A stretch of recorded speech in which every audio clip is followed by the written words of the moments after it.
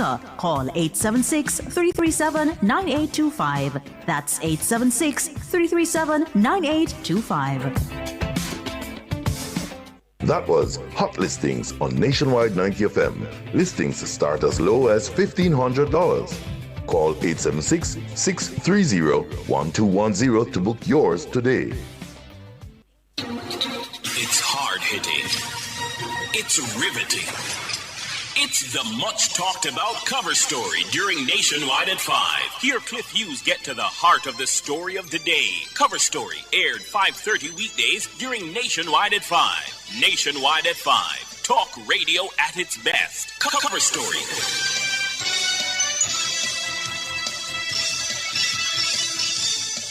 Cover Story is brought to you by JTA Credit Union, serving our members, impacting lives positively. Multilink, roll with control. Use Multilink, safe, fast, and accepted in more locations. As we grow older, there are many challenges that we have to confront, but these years can represent the best in our lives. Coming of Age during Nationwide this morning on Thursdays explores issues persons 50 and over confront. It also provides expert opinions on how we can improve the quality of our lives as we get older. That's Coming of Age, this and every Thursday during Nationwide this morning at 6:51 a.m. Do you have a consumer-related issue? Want to learn more about matters concerning you as a consumer? Well, keep it locked to Nationwide 90 FM for the Consumer Hour with me, Nora Gay Banton. Weekdays from 9 to 10 a.m. For all your consumer-centric matters, stay tuned to the Consumer Hour on Nationwide 90 FM, a revolution in media.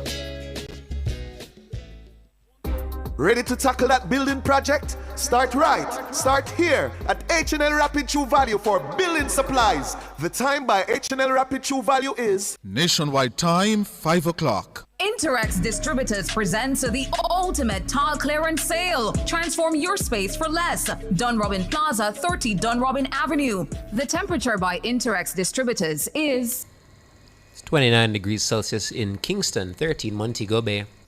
News at 5 teasers are brought to you by Advanced Scales and Equipment. Service is our total commitment. From the Nationwide News Network, comprehensive, incisive, tough. This is Nationwide at 5.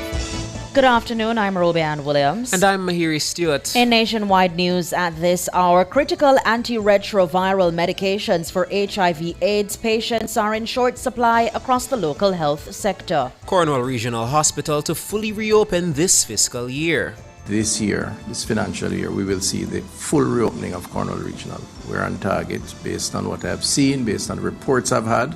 Cabinet gives approval for new electricity license to be negotiated with JPS. Jamaica's foreign reserves reach historic highs, fluctuating between $6.8 billion and $6.9 billion US dollars. $400 million worth of cocaine seized in St. Thomas. In news from the rest of the world, Cuba blasts dangerous U.S. threats of military action against the island. U.S. fires on Iranian oil tanker as Trump pressures to Iran for deal to end war. In sports, a former Talawa star player back to captain new Jamaica CPL franchise. And later in our broadcast, in our cover story at 5:35, in response to the firestorm created by her mace shenanigans inside Gordon House last Tuesday, Southwest St. Andrew MP Dr. Angela Brownberg says she will not be trampled on. Meanwhile, the PNP says it may be time to appoint independent speakers. We'll get reactions from Government Senator Abka Fitz-Henley and former Deputy Speaker of the House, Lloyd B. Smith. In the nation's business at 6:25, Chairman of the committee undertaking an institutional review of the UHWI, Howard Mitchell, says breaches uncovered at the institution could have cost lives. I'm not here to indict anybody. I'm saying that it is self-evident that negligence in a hospital has consequences above and beyond the loss of dollars. Health Minister Dr. Christopher Tufton will join us. Taking you around the world at 6:45, 2 years after winning a landslide and ending 14 years of Conservative rule, UK's Prime Minister Keir Starmer will battle local elections under mounting political pressure. You'll hear more. At 7, it's the comments section with Shalois Michael and Mahiri Stewart. This evening, they're asking, it's Teacher's Day, what's the most important lesson a teacher has taught you? Give us your comments by logging on to our Facebook page, Nationwide News Network, and by tweeting us at Nationwide Radio. You can message us on WhatsApp at 876-285-5693 and leave your comments on Instagram at Nationwide 90FM. And at 8, it's Boyatings After Dark with Kareem Boyatings Weathers. All these and more as we take you home on air Nationwide 90FM this Wednesday afternoon. It's Wednesday, May 6, 2026.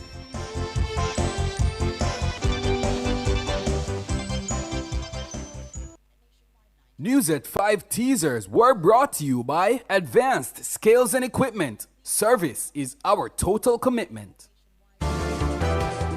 If it's news, it's got to be Nationwide 90 FM. Now to the details. There are concerns this afternoon that critical antiretroviral medications for individuals with HIV/AIDS are in short supply across the local health sector. Nationwide News understands the supply disruption is a result of the ongoing war in the Middle East and the closure of the Strait of Hormuz. It's reported that the closure has stalled the shipment of medical supplies, including drugs for HIV/AIDS. Dana Davey reports. Nationwide News understands that in Jamaica, several drug combinations for those living with HIV/AIDS are running low across the island. One such drug combination is called atazanavir and ritonavir, or ATVR. The combined drug is said to usually be available via the Ministry of Health and National Health Fund, NHF. However, it's understood that for the past 6 weeks, ATVR has been in short supply. Sources say all government pharmacies are currently out of stock. The supply is also unavailable at the NHF's drug-serve pharmacies across the island. It's understood that only a limited amount is in stock at the pharmacy located at the University Hospital of the West Indies, UHWI.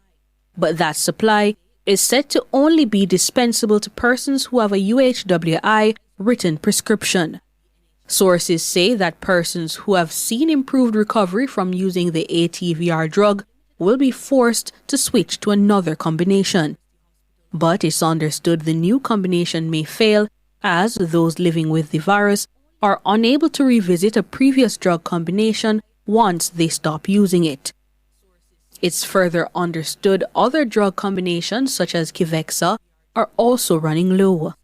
Only a few medical facilities are understood to be in supply of the antiretroviral drugs. These include the Kingston Public Hospital, Bellevue Hospital, the Noel Holmes Hospital, and those in St. Anne's Bay, Morant Bay, Savannah Lamar, Black River, Lionel Town, and Duhaney Park. Nationwide reached out to Health Minister Dr. Christopher Tufton, who redirected us to the NHF's Chief Executive Officer, Everton Anderson. Efforts to reach Anderson were unsuccessful. Dana Davey for Nationwide News.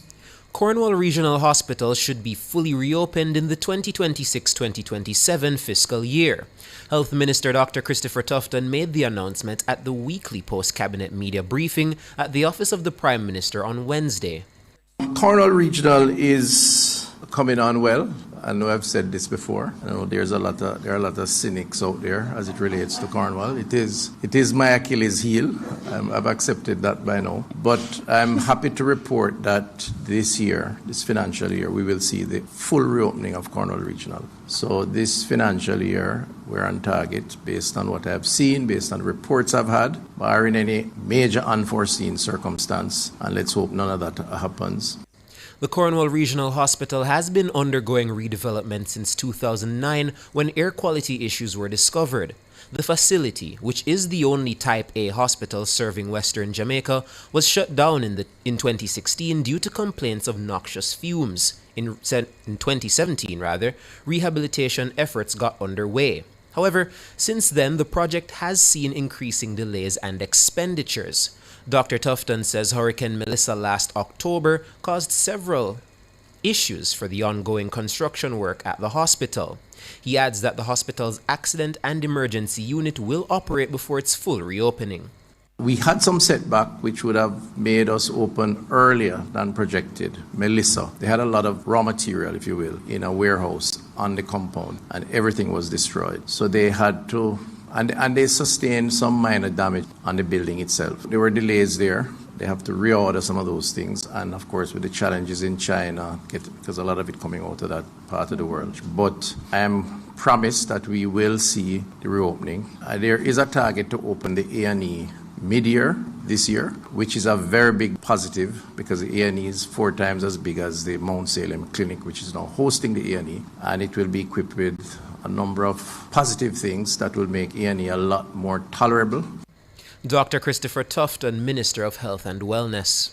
Acting CEO of the University Hospital of the West Indies, UHWI, Eric Hosin, will demit office later this month, ending his tenure at the hospital. Mr. Hosin confirmed the details with our news centre on Wednesday. The contract is set to expire on May 19. He says his contract was originally due to end in April, but he was asked to remain in the post for an additional period. Mr. Hosin was appointed acting CEO of the UHWI in January this year. This after CEO Fitzgerald Mitchell was placed on leave following a damning report from the Auditor General's Department on procurement breaches at the hospital. Cabinet has given its approval for the heads of terms of a new electricity license to be negotiated with the Jamaica Public Service Company, JPS. Energy Minister Darrell Vaz says this paves the way for talks that could reshape the country's energy sector. The position was taken to have a new license, being mindful of citizen welfare and the national interest, specifically lower cost, energy costs to consumers and a competitive energy price for the industry. The consulting firm was again engaged in November 25 with GOJ funding, and the activities towards an acceptable license continued in earnest. At this point, Cabinet has approved a heads of terms for the new license, which is to be negotiated with JPS subject to the execution of a non-disclosure agreement between the company and GOJ. The minister was making his contribution to the sectoral debates in the House of Representatives on Tuesday. The groundwork for the negotiations began in March 2025 when the ministry engaged consulting firm Francis Maud Associates to conduct a rigorous analysis of the electricity sector with a focus on an all-island electricity license and strengthening regulatory oversight. The exercise was funded through the Energy Management and Efficiency Program. Vaz says the firm's Phase 1 report outlined a detailed, timed plan of action, which was accepted by the ministry and submitted for a cabinet decision. Francis Maud Associates was subsequently re-engaged in November 2025 with government funding to continue work towards securing an acceptable license. Mr. Vaz pointed out that the government would turn to the foreign market if a deal with JPS could not be achieved. At the same time, a review of the Electricity Act and the regulatory framework is to be done to give effect to the new license regime. It is to be noted, Mr. Speaker, that as we already outlined, if there can be no agreement with JPS, we will approach the international market to identify a provider. Darrell Vaz, Minister of Energy. Jamaica's foreign reserves have climbed to historic highs, fluctuating between $6.8 billion and $6.9 billion in early April. According to Bank of Jamaica Deputy Governor Dr. Wayne Robinson, this makes the country better equipped to absorb economic shocks at a time of mounting global uncertainty. Speaking with the media on Tuesday, Dr. Robinson said the buildup was no accident, crediting deliberate planning and consistent policy implementation over the past decade. He says Jamaica had advanced from a period when it held virtually no reserves at all, with a gradual buildup underpinned by the economic reform program pursued by successive governments over the past 10 to 12 years. Dr. Robinson noted that strong buffers are essential for small, open economies like Jamaica's that have been hit by repeated and overlapping shocks since the COVID-19 pandemic, ranging from global market disruptions to climate-related events. Foreign exchange reserves serve several functions. They allow the central bank to step in when foreign currency demand spikes and provide a ready pool for foreign currency for repaying external debt and meeting emergency obligations. Beyond the day-to-day mechanics, Dr. Robinson said the volume of the reserves sends an important signal to investors and credit rating agencies that Jamaica can meet its financial commitments. The government will be rolling out a pension auto-enrollment program as part of its efforts to promote a more inclusive and sustainable modern pension system. That's according to Prime Minister Dr. Andrew Holness. Pensions are instruments of stability. They protect people, deepen capital markets, support long-term investment, and reduce future vulnerabilities. If fewer than 1 in 5 workers in Jamaica's workplace is enrolled in private pension arrangements, then the existing model is not reaching enough people. This is why the government will implement pension auto-enrollment. Dr. Holness was delivering the keynote address at Tuesday's Pension Industry Association of Jamaica annual luncheon at the Jamaica Pegasus Hotel in Kingston. He says the program forms part of his government's effort to address the country's widening pension coverage gap amid an aging population and declining birth rate. Under the pension auto-enrollment program, employers automatically register eligible employees into a pension scheme rather than requiring them to apply. Auto-enrollment changes the default. It makes participation the normal starting point while preserving choice. It shifts the system from waiting for workers to opt in to including them by design, while allowing them the option to opt out, which I hope they don't do. This would be a consequential structural reform. It can increase participation in the formal private sector, build a culture of long-term savings, support financial discipline at the household level, and help to reduce old age poverty. Prime Minister Dr. Andrew Holness. You're listening to Nationwide News at 5. More news after these.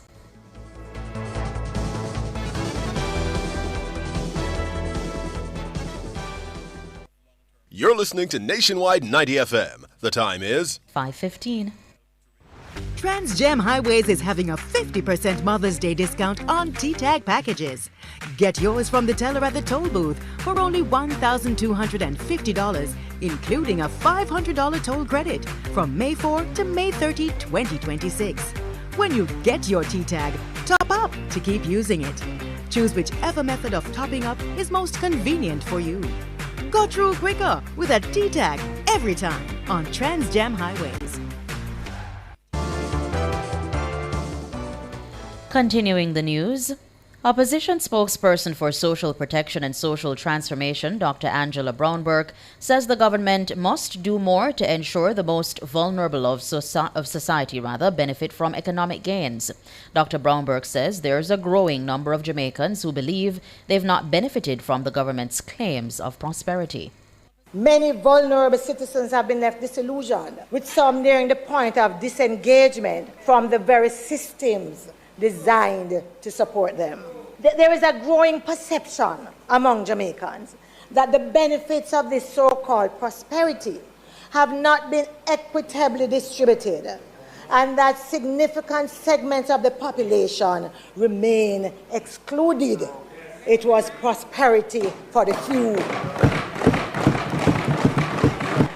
The opposition spokesperson was making her contribution to the sectoral debates on Tuesday. She's urging the government to create a social protection floor. According to Dr. Brownburg, this will establish a fundamental minimal level that no Jamaican can fail to meet. Social protection floors represent a nationally defined set of basic guarantees, including access to essential health care, education, income security, alongside targeted investments in poverty eradication, social inclusion, particularly for persons with disabilities, for seniors, and other vulnerable populations. I'm not here saying that this is going to happen overnight, but there must be clear, measurable progress. Jamaicans must be convinced that policies and programs are being designed and implemented to protect them from poverty, vulnerability, and exclusion. Dr. Angela Brownburg, opposition spokesperson for Social Protection and Social Transformation. A man and woman are now in custody following a massive cocaine find in Landui, St. Thomas on Tuesday night. Commanding officer for the St. Thomas Police, Deputy Superintendent Rowan Ritchie, confirmed the details with our news center. He says the police, acting on information, carried out an operation between 7 p.m. and 4 a.m. During that time, they came across an abandoned location in the community and searched the area. He says 23 bags containing a powdery substance suspected to be cocaine were found. The drug weighed 1,600 pounds. It has a street value of over $400 million. The Firearm and Narcotics Investigation Division is probing the seizure. Acting Chief Education Officer Terrian Thomas Gale says schools have enough funding for the Path Lunch program. She was responding to media reports that Greater Portmore High in St. Catherine had suspended its Path Lunch program. That's quite unfortunate what happened at Greater Portmore. Our principals are leaders of the institutions.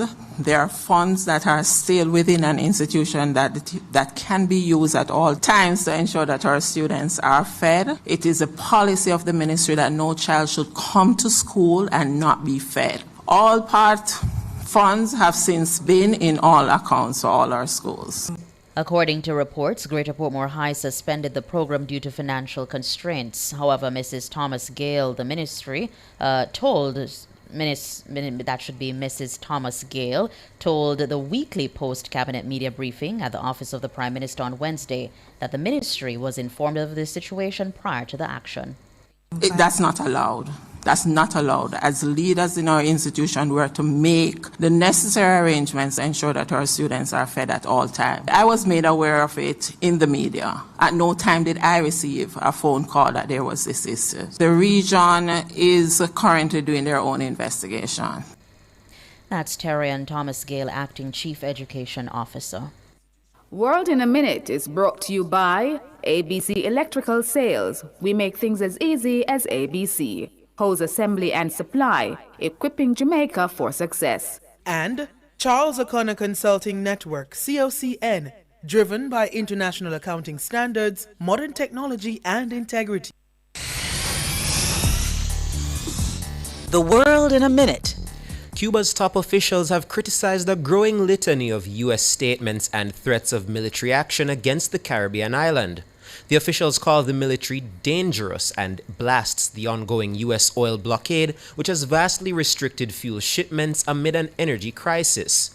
Cuban Foreign Minister Bruno Rodriguez characterized the U.S. as hinting at a military action to liberate Cuba. In a social media post, Rodriguez says it was hypocritical and cynical. U.S. Secretary of State Marco Rubio told reporters earlier on Tuesday that the status quo in Cuba was unacceptable. Rubio added that the U.S. would address the matter. However, a timeline was not given. The U.S. military fired on an Iranian oil tanker on Wednesday as President Donald Trump sought to pressure Tehran into reaching a deal to end the war. The Islamic Republic said it was reviewing the latest American proposals. A fighter jet shot out the rudder of the tanker in the Gulf of Oman as it tried to breach the American blockade of Iran's ports. The attack occurred as Iran and the U.S. are officially in a ceasefire. Trump threatened Tehran with a new wave of bombing if a deal is not reached, which includes opening the critical Strait of Hormuz. Israeli Prime Minister Benjamin Netanyahu's office said Wednesday's strike, which came without warning, targeted a commander in one of Hezbollah's force. World in a Minute was brought to you by ABC Electrical Sales. We make things as easy as ABC. Hose assembly and supply, equipping Jamaica for success. And Charles O'Connor Consulting Network, COCN, driven by international accounting standards, modern technology and integrity. Recapping the top stories making nationwide news at this hour, critical antiretroviral medications for HIV/AIDS patients are in short supply across the local health sector. Cornwall Regional Hospital to fully reopen this fiscal year. Jamaica's foreign reserves reach historic highs. $400 million worth of cocaine seized in St. Thomas. I'm Robianne Williams. And I'm Mahiri Stewart. Join the Nationwide Family Club at patreon.com/Nationwide News Network. News next to the headlines at 6.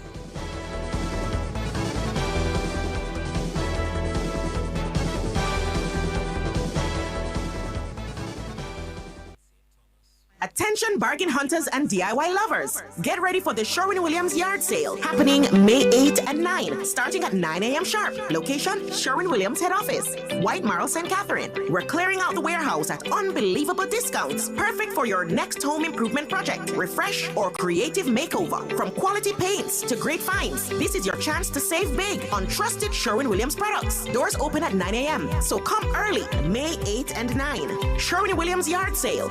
Great products, great prices. Don't miss it.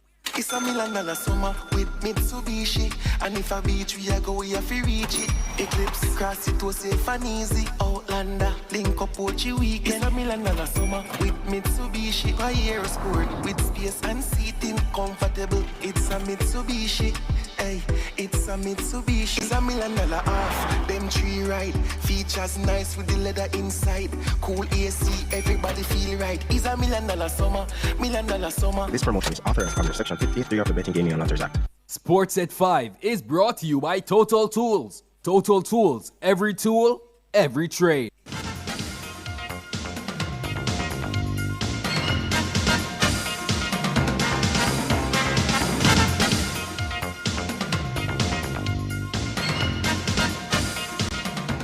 Hello, good afternoon, and welcome to Sports here on Nationwide 90 FM. I'm Wayne Walker. We start with news on football. Five-time Premier League champions Harbourview Football Club has been relegated from the Ray and Nephew Jamaica Premier League.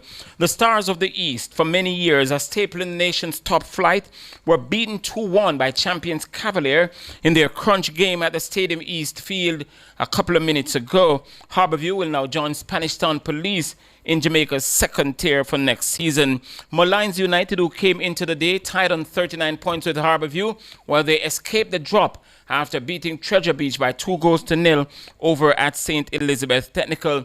Meanwhile, Racing and Cavalier, they captured the last two spots in the top six for the playoff. Onit Gardens, Cavalier ended the season fifth, while Racing United, they slammed Spanish Town Police by 4-0 to take the sixth and final spot. Onit Gardens, they made a mad rush to sneak into the playoffs, but their 7-2 win over Chapelton Maroons was in vain. Mount Pleasant Academy will end as the regular season champions. They beat longtime leaders Montego Bay United by 2-1 a short while ago over at Drax Hall. In other results, Portmore United, they tagged the Tivoli Gardens by 3-0, and Waterhouse, they beat Dunby Holden by 4-0. The knockout stage of the competition will get underway on Sunday. President of the Jamaica Football Federation, Michael Ricketts, told Nationwide Sports that the late withdrawal by European football champion Spain from a proposed international friendly against Jamaica in June could be part of the reason Rudolph Speed's interim appointment as head coach will end on May 30. The board on Tuesday voted 4-3 to accept a recommendation by its technical committee to put Speed in charge until the end of the Unity Cup in the UK, May 26 to May 30. Two members abstained after joining the meeting online. But with a proposed international friendly still in June, we asked Ricketts why the interim appointment was not made to cover that friendly game as well. We agreed that we would deal with that differently, just in case there is one friendly game. We almost signed a contract with Spain up to the 9th hour. We all were on board, and then they came back last minute to say that they could not get the venue that they wanted. So that is off. We're talking with at least two other countries who seem to have an interest. The tentative date would be the 4th or the 9th. So we are waiting on confirmation on those, and then we'll deal with that as a separate matter. That was a decision thing at the board meeting. That's Michael Ricketts, president of the Jamaica Football Federation. And we can tell you that Iran is one of the countries that JFF is in negotiation with at the moment for that international friendly. And let's just go over those Premier League scores again for you, just to make sure that we have the confirmed scores. Yeah, all the scores that we've given you are scores that final scores. The only one outstanding, Waterhouse, Dunby Holden. Waterhouse continue to lead that game by 4-0, but they're playing 8 minutes of added time. champions Paris Saint-Germain, they remain firmly on course to defending their European Champions League crown after playing out a 1-1 draw with the German giants Bayern Munich in the second leg of their semi-final tie at the Allianz on Wednesday to advance to the final 6-5 on aggregate. French star and reigning Ballon d'Or holder Ousmane Dembele shot the Parisians into a third-minute lead, but the Hurricanes' equalizer 4 minutes into added time was a case of too little, too late. There's arriving in the middle. There's the first goal tonight, which is scored inside 3 minutes by the Ballon d'Or winner Ousmane Dembele to increase the lead for Paris Saint-Germain on aggregate. It's Harry Kane with a shot. Kane scored! Just hang on a minute. Time running out, but Harry Kane scores his 55th goal of the season, and it's a late lifeline for Bayern Munich. Yeah, and so PSG will now go on to face the English Premier League leaders Arsenal in the big final on May 30 to be played in the Hungarian capital, Budapest. The Jamaica Kingsmen have selected Rovman Powell, Andre Russell, and Fabian Allen as their three marquee players for the 2026 edition of the Caribbean Premier League CPL. The selections came via a special draft privileges granted to the Kingsmen, allowing the new franchise to make the first of 3 picks restricted to Jamaican players and limited to 1 selection per team and exempt from the right to match option. Now, Russell, who retired from international cricket last year, is making a return to the franchise after leaving the now defunct Jamaica Talawas 4 seasons ago to join the reigning champions, the Trinbago Knight Riders. The 38-year-old won his second CPL title last season with Trinbago, having been part of the Talawas 2013 championship winning team.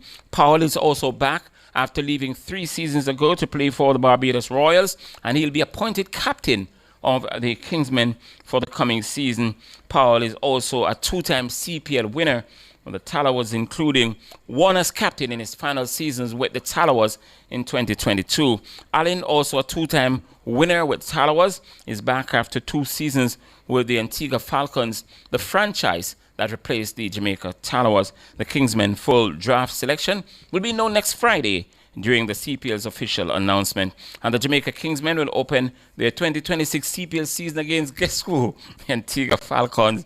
And it will be played on August 7. You can't make this up. That game, though, will be played in St. Vincent. And after that game, they'll come back home to play at Sabina Park. So cricket will be back at Sabina Park in the CPL for the first time in 4 seasons. So it's August 11 to 18, and the games will be against the Barbados Royals, the Ghana Amazon Warriors, the Knight Riders, and of course the St. Kitts and Nevis Patriots.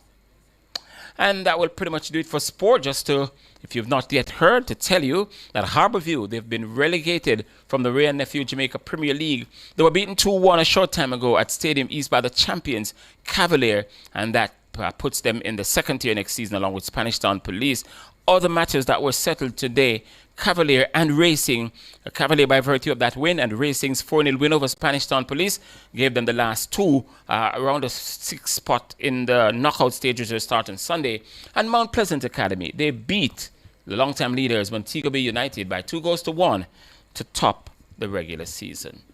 That will do it for sport. We're going to be back at 6:05 with much more in our main sportscast. Alaric Swaby will bring that for you.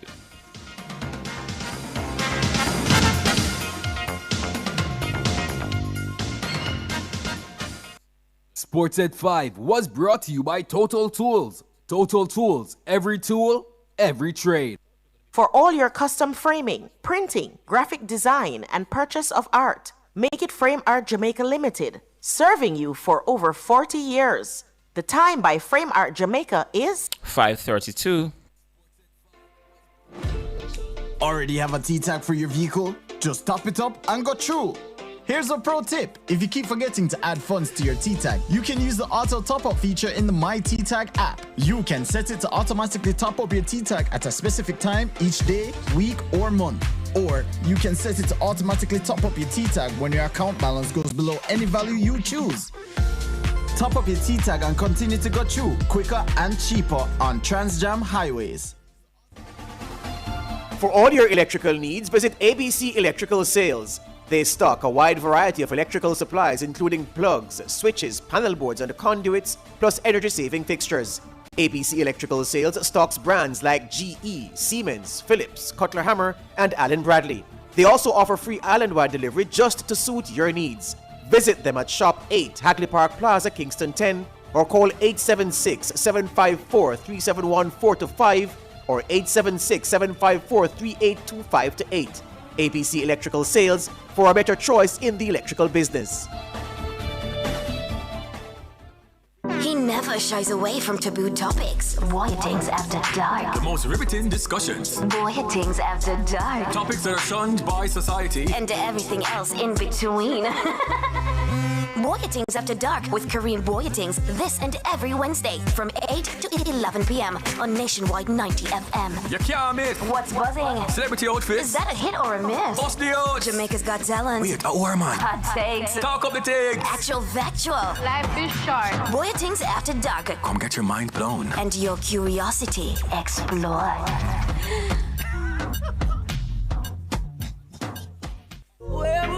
Tune in to Nationwide 90 FM with Pepita and Honeybee from 3 p.m. to 5 p.m. on the E-Zone as we broadcast live from Mega Mart Waterloo Friday, May 8.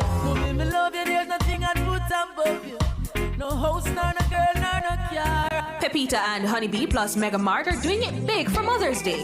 Thank you, Mama, for the 9 months you carried me through. Join us at Mega Mart Waterloo for all the Mother's Day specials, excitement, entertainment, and more. Pepita and Honeybee are doing it mega with Mega Mart. Don't miss the pre-Mother's Day outside broadcast. Mama, you gave life to me. Come be a part of the mega broadcast with Pepita and Honeybee Friday, May 8 at Mega Mart Waterloo from 3 p.m. to 5 p.m. There is no other love like a mother. This broadcast is brought to you by Mega Mart, the best value by far. And I know love so complete. Not a mercy. This one is very classic, dedicated to all the schoolers who are taking them. If you've ever struggled to pass an exam, then you'll know that students today are under great pressure to get good grades and secure qualification needed to move on to higher education. The problem is that too many students are struggling alone and could really benefit from connecting with hardworking teachers and other bright students in other parts of the country and the region.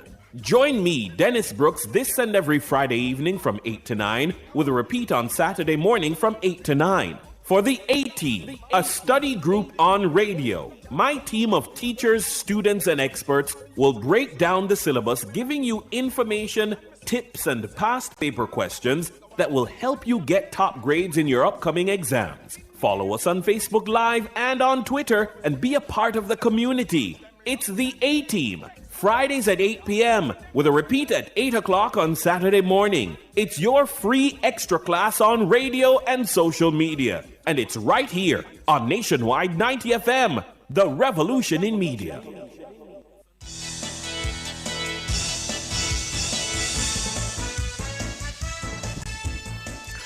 Good afternoon, listeners, viewers. I hope this Wednesday finds you well.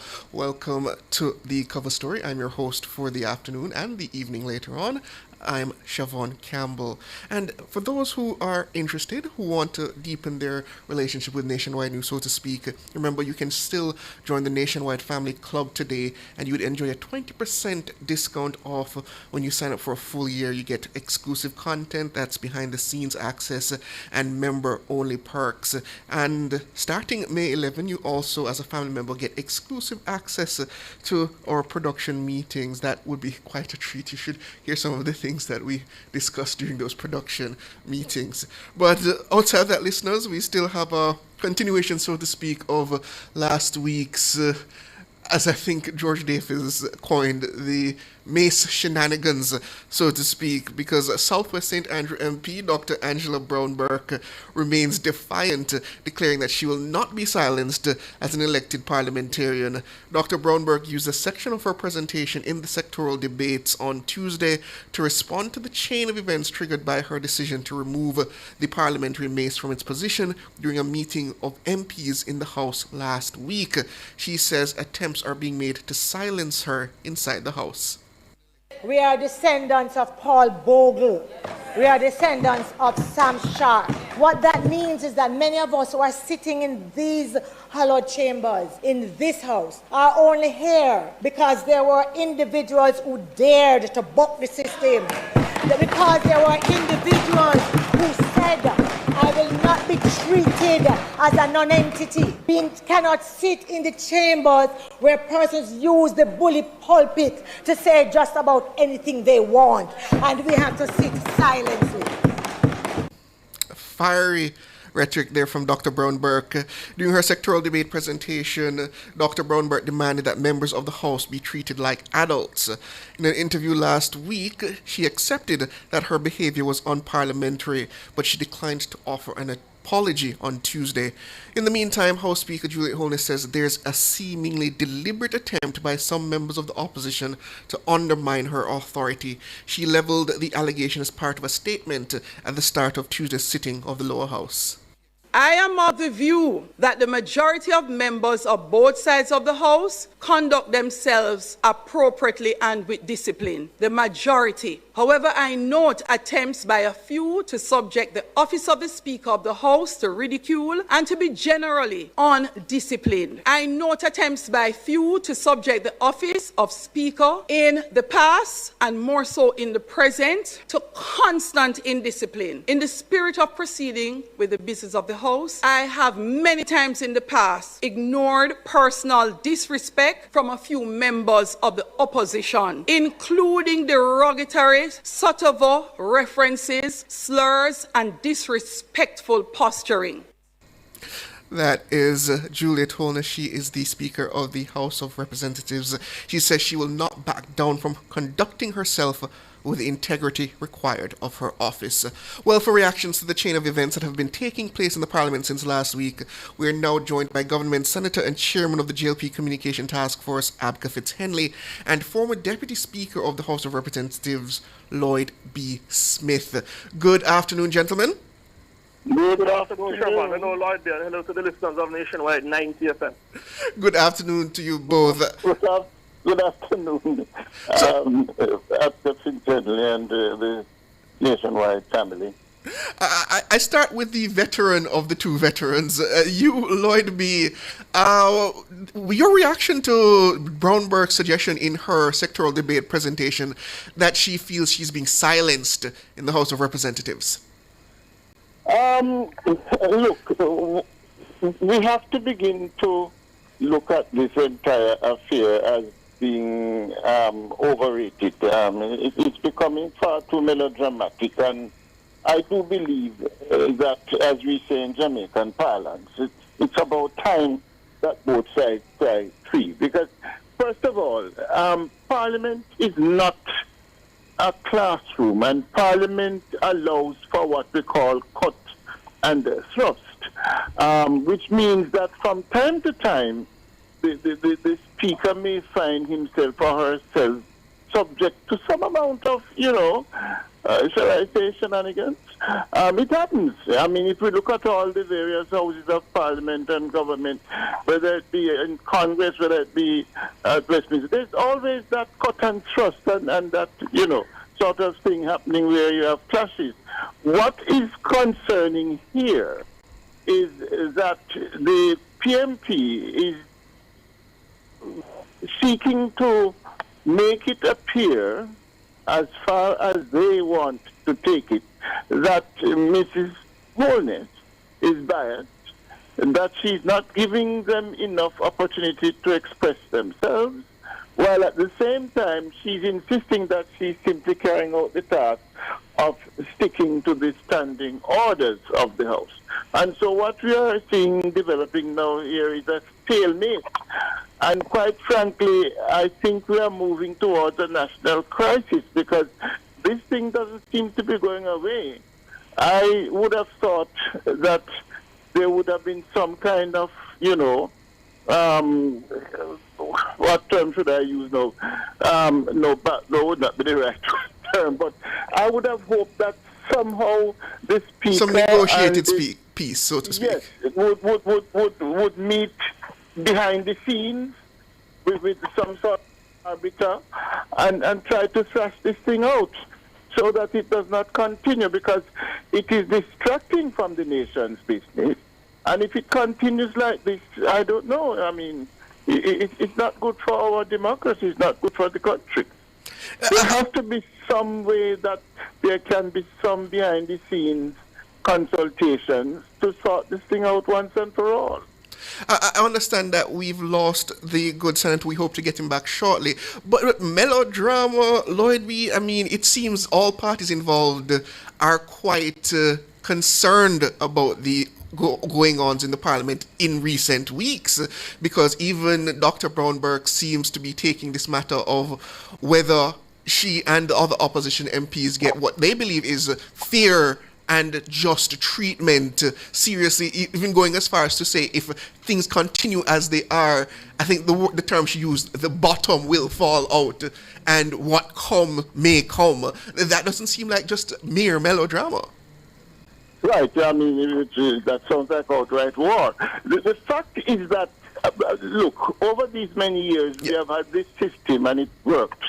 It has worked, whereby a member of the government is selected as the speaker. And although there have been various clashes in the past and sometimes very serious interventions, they never reached a stage where one would begin to think that we are moving towards a cataclysmic situation. And so this is why I'm suggesting that emotions right now are very high. And I, for one, had already intimated that Mrs. Brown-Burke should have apologized to the Parliament for what took place. But then she says she will not. And nobody can force her to do that. On the other hand, the Speaker has come out and made a very prolonged statement defending her position, but it has not resolved the issue. I do believe, as I said, that there has to be some amount of diplomacy, behind the scenes diplomacy, to have this matter properly resolved. There are two factors here at play.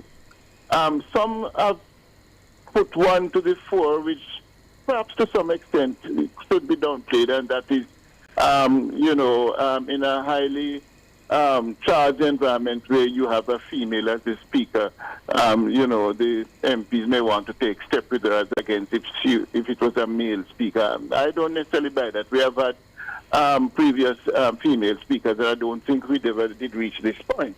On the other hand, the major issue is that of her being the wife of the Prime Minister, and that is a lightning rod in itself, which is going to continually attract the level of criticism both inside and outside the House, which is why I'm saying that there has to be somewhere along the line where both parties sit down quietly in a room somewhere over tea or coffee or what have you, and try to sort this thing out and establish some rules of engagement, because it doesn't look good for us as a country, and we need to get on with the nation's business in a more mature and civil way. We're up on a break, gentlemen. I understand we have Mr. Fitzhenley back. When we come back, I put you on, Sir Senator, so please stay with us.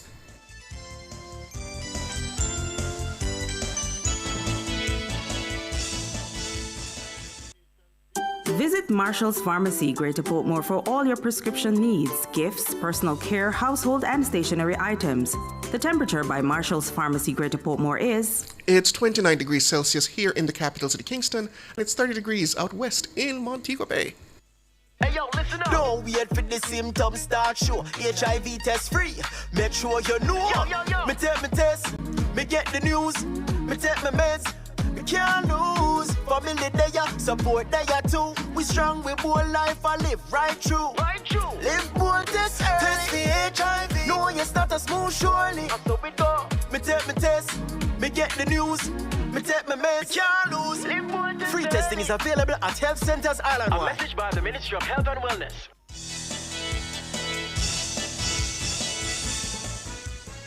Welcome back, listeners, viewers, to the cover story. We continue to talk about the business of the Parliament, the House of Representatives, still some controversy surrounding that removal of the parliamentary mace from its pedestal and the actions of Southwest St. Andrew Member of Parliament, that's Dr. Angela Brown-Burke. We have with us former Deputy Speaker of the House of Representatives, Lloyd B. Smith, Government Senator and Chairman of the JLP Communication Task Force, Abka Fitzhenley. So, Abka, Lloyd B. says there needs to be a coming together, negotiated peace behind the scenes.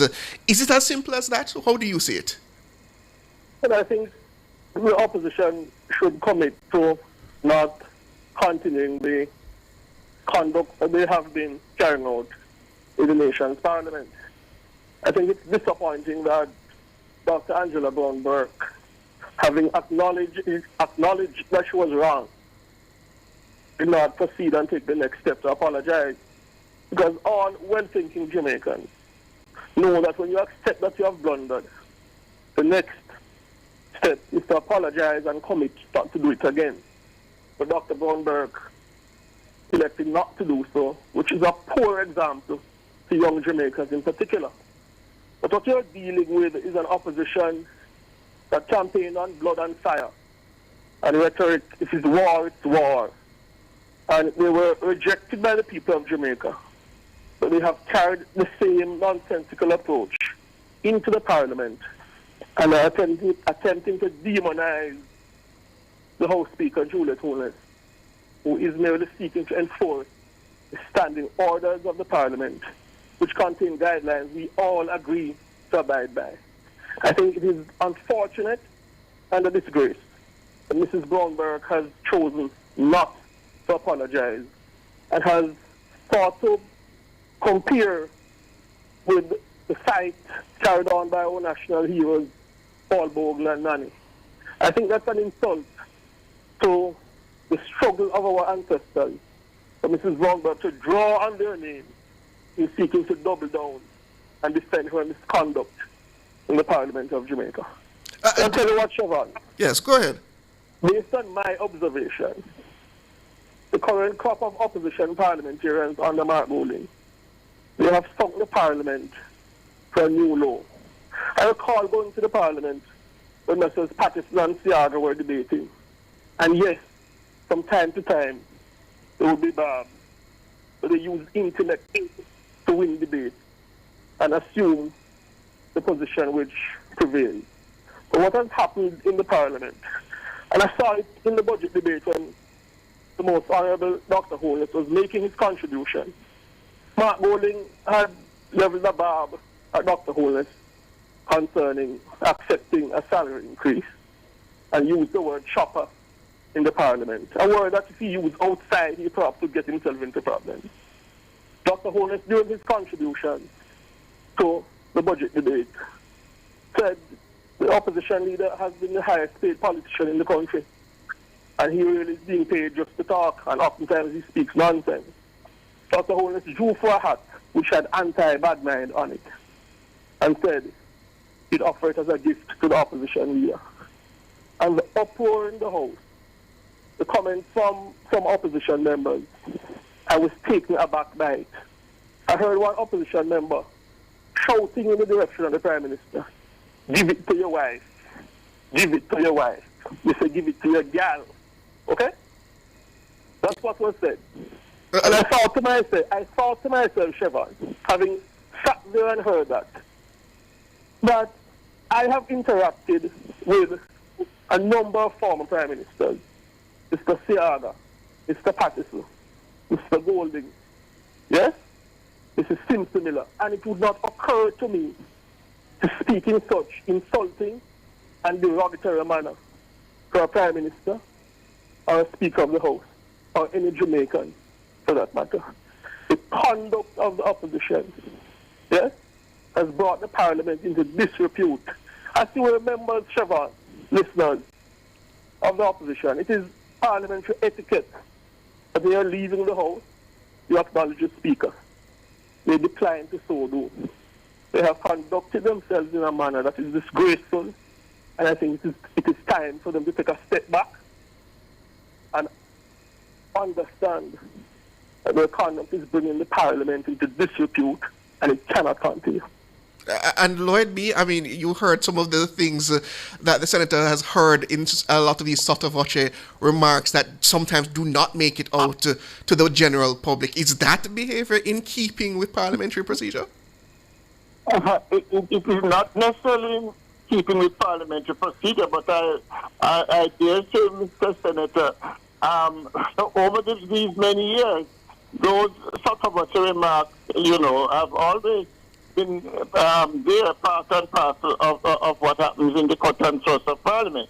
Yes, some of them of late, I think, have really gone below the belt and ought to be condemned. But of course, it is the duty of the Speaker to do that. But then many of these things are not necessarily. But Lloyd B., when as the senator points out that the Prime Minister makes a light-hearted jab at the opposition leader, and the response from the benches on the opposition side is to give it to your gal, and pardon my French, that the gal being the Speaker of the House of Representatives, that is a little beyond the pale. If I may, Let Lloyd B. answer the point, and I'll let you talk, Senator. That is outright slackness, and it is ungentlemanlike, it is unparliamentary, and condemned outright. And but what I want to still suggest, though, is that there has to be some common ground found to deal with this problem, because from all indications, based on how the senator is speaking now, if there is no way of finding some common ground between the two factions, then it's going to become a regular feature of the Parliament, and where will it end? But Lloyd B., I don't know that should have been a feature, let alone a regular feature of the Parliament. But the senator wanted to make a point. Abka, please go ahead. Yeah, I got disconnected not too long ago, but I was about to say I'd be surprised if Lloyd B., as even a former PNP candidate and MP for Central St. James, would not admit that the conduct I just alluded to is an aberration on the Parliament. You know what, Siobhan? I tend to agree with Mrs. Holness. The majority of parliamentarians conduct themselves in an appropriate manner, including members of the opposition. But what I have observed, and I believe Jamaicans should appreciate, is that there are few members who attend upon the House of Representatives, and they appear to have the intention of provoking Mrs. Holness with insolence and disregard. And you listen to me carefully. The ones who are doing this, when you hear them speak, they evince fakeness and insolence. And they cannot match up to Mrs. Holness's qualifications, demeanor, as a woman from Spanish Town who has worked her way up. Yes? Hard work. And is now among the highest constitutional office holders of the land. But they do this because they feel that they can get away with it. But I'm going to say this. The Jamaica Labour Party is fully in support of Mrs. Holness, and her insistence that the Parliament of Jamaica must be conducted in a manner in keeping with agreed guidelines. And no amount of editorial, no amount of slander will have us resign from our support of the House Speaker in an attempt to do what is right. And I know this narrative creeping into the public domain about should we have a Speaker who is not the independent Speaker, yes. That doesn't happen anywhere in the Commonwealth. But very, very few places, if any. But that's the kind of narrative that emerges when the Jamaica Labour Party is in office. There are people who feel that executive authority should be watered down. But I believe that sort of executive or legislative authority, I should say. But that sort of narrative is transparent, I believe, because it is being proffered by individuals who have ulterior motives. So the bottom line is that Mrs. Brownberg's conduct was disgraceful. Having accepted that she was wrong, she should have apologized. And the efforts to denigrate, smear the Speaker of the House of Representatives are a disgrace. And Mrs. Holness has been doing what is right in, I wouldn't say imposing, but applying the standing orders as they should be applied. It cannot be that us as legislators, Jamaica, Trevor, Lloyd B, call on society to be disciplined. Yes? But us as parliamentarians are willing to excuse indiscipline. And when we misconduct ourselves, we decline to apologize and commit to do right. And this is why I'm suggesting, Senator, that perhaps there needs to be a sit-down, maybe a special small group of persons from either side to thrust this thing out. Because clearly I get the sense that some members on both sides of the House are not sufficiently of faith with the standing orders. But Lloyd B, isn't it a bit... Angela Brown-Burke, I think this is her third term now as MP, and most of the members who are behaving in the conduct are the senior members, not members who are new to the parliamentary process. Yes, part of the problem. Part of the problem, gentlemen, is that the opposition leader tolerates the misconduct. And oftentimes he's the chief purveyor of the indiscipline in the parliament. He was among those who stood. He was among those, Lloyd B, who stood when the marshal was directed to do his duties and essentially blocked the marshal from escorting Mrs. Brown-Burke from the chamber. And every parliamentarian, I learned at 12 years old, when you interfere with the mayor, you are to be ejected from the Parliament of Jamaica. Yesterday, we saw where the opposition leader insisted on a point of order, suggesting that Minister Vaz was misleading the Parliament of Jamaica. Every parliamentarian who is au fait with the standing orders knows that is not a point of order. Some of us do it, but when the Speaker says that's not a point of order, or the President of the Senate, we comport ourselves accordingly. But the opposition leader insisted, despite being briefed, reminded by the Speaker that misleading the Parliament or the Senate, the House, is not a point of order. Yes? He insisted on raising a point of order, an alleged point of order along that line. And I tell you what, the conduct I see the opposition parliamentarians getting away with, us on the government side would not be allowed to get away with that because we have leadership. Dr. Holness will not tolerate it. But a big part of the problem is the willingness of the opposition leader to condone and to promote the indiscipline among the opposition ranks. Oh, well, gentlemen, unfortunately, that's all the time we have. That's Government Senator and Chairman of the JLP Communication Task Force, Abka Fitzhenley.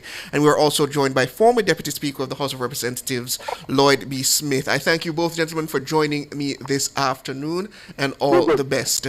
The headlines are up next, listeners, and then we come back here at 6:25.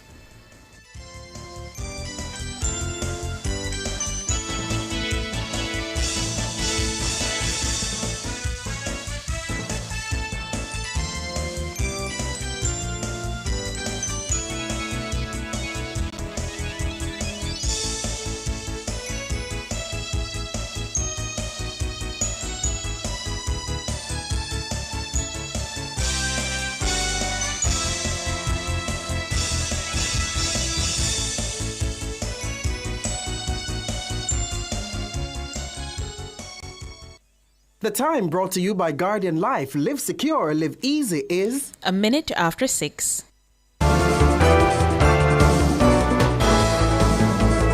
Nationwide headlines at 6.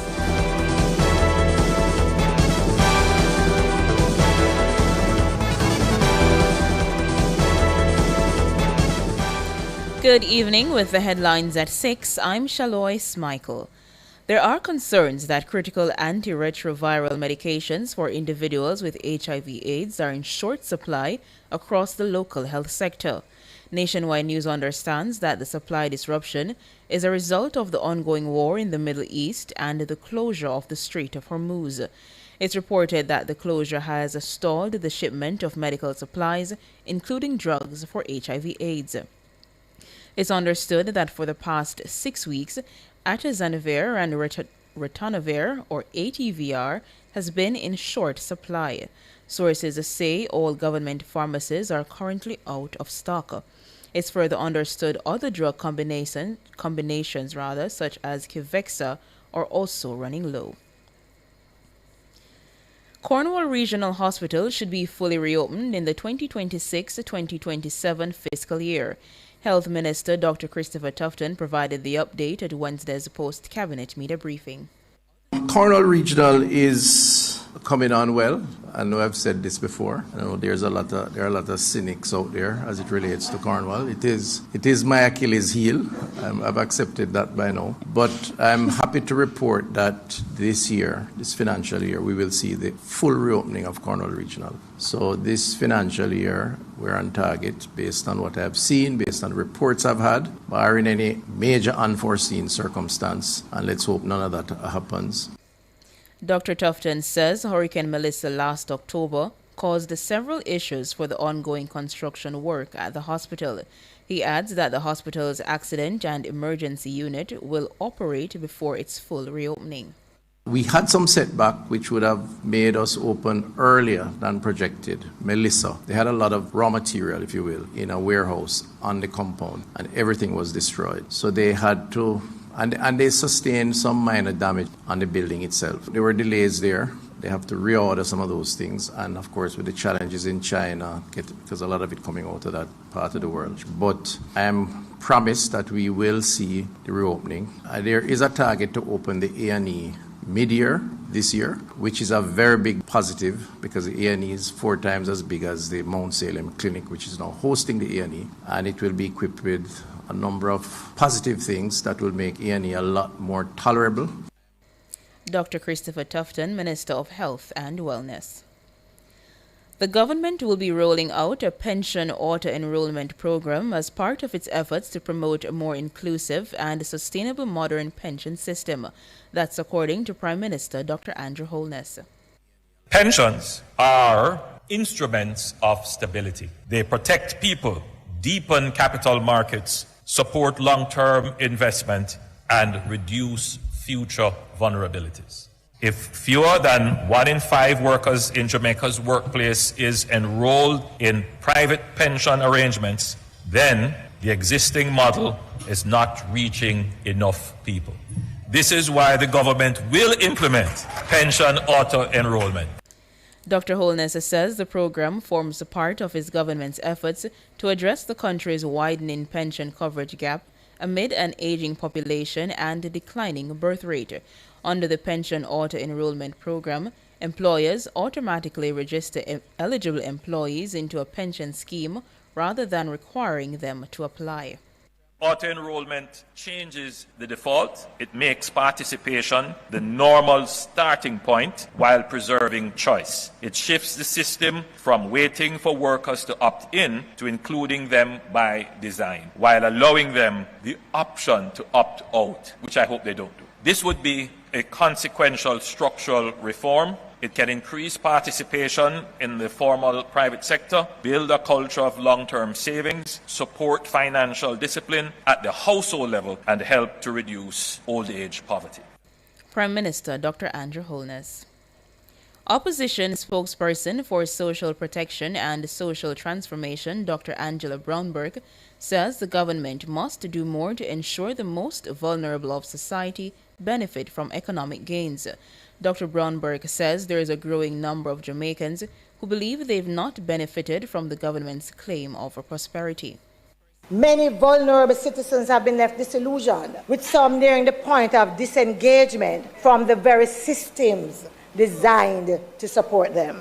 There is a growing perception among Jamaicans that the benefits of this so-called prosperity have not been equitably distributed, and that significant segments of the population remain excluded.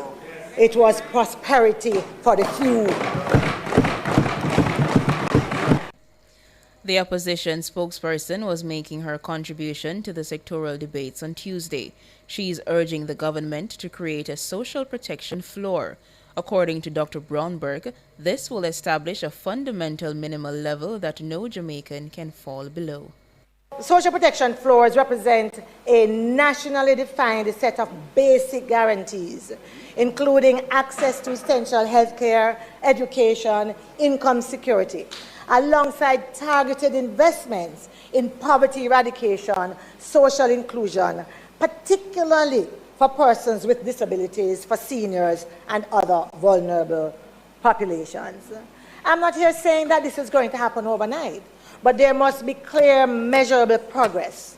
Jamaicans must be convinced that policies and programs are being designed and implemented to protect them from poverty, vulnerability, and exclusion. Dr. Angela Brown-Burke, opposition spokesperson for social protection and social transformation. Those were the headlines at 6. I'm Shaloy Smikle. Sports is next.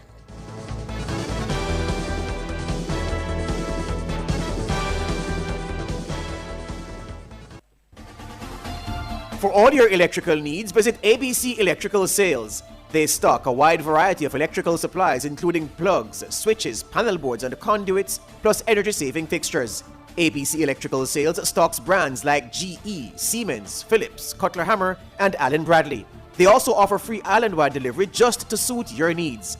Visit them at Shop 8, Hagley Park Plaza, Kingston 10, or call 876-754-3714-5 or 876-754-3825-8. ABC Electrical Sales, for a better choice in the electrical business.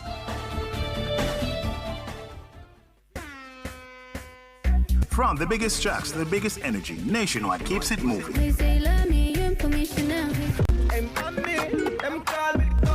If you love the vibes, come and lock in with us for real. World boss, leave a prison could stop me. Join the Nationwide 90 FM Family Club today on Patreon. Practice. God me say you watch you of me practice. Every day, Jamaicans have something to say. In the group chats, on social media, in the streets, there's a place where it all comes together. The comment section. This is not a lecture. This is not a call-in show. This is the hottest topics of the day, filtered through real opinions, real WhatsApp messages, real voice notes, real reactions. You agree, disagree, sound off, text it, voice note it, debate it. Comments section, Monday to Friday from 7 to 7:30 p.m. only on Nationwide 90 FM, the new revolution in media. He never shies away from taboo topics. Voyagings After Dark. The most riveting discussions. Voyagings After Dark. Topics that are shunned by society. And everything else in between. Voyagings After Dark with Kareem Voyagings this and every Wednesday from 8 to 11 p.m. on Nationwide 90 FM. You can't miss. What's buzzing? Celebrity outfits. Is that a hit or a miss? Bust the odds. Jamaica's Got Talent. Wait, a war man. Hot takes. Talk up the takes. Actual factual. Life is short. Voyagings After Dark. Come get your mind blown. And your curiosity explored.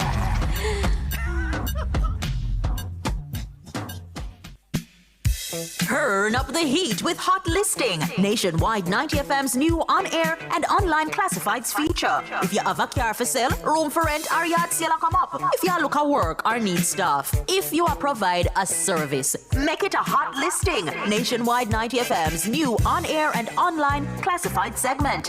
Your listing plays again and again.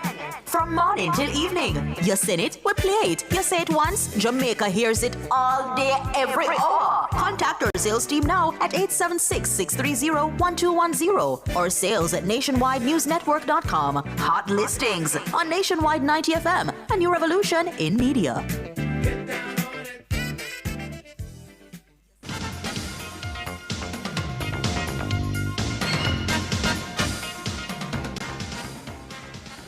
Good evening with your sports report. I'm Alwix Wibby. We kick things off with some football as five-time champions Harbourview Football Club has been relegated from the Reign Never Jamaica Premier League.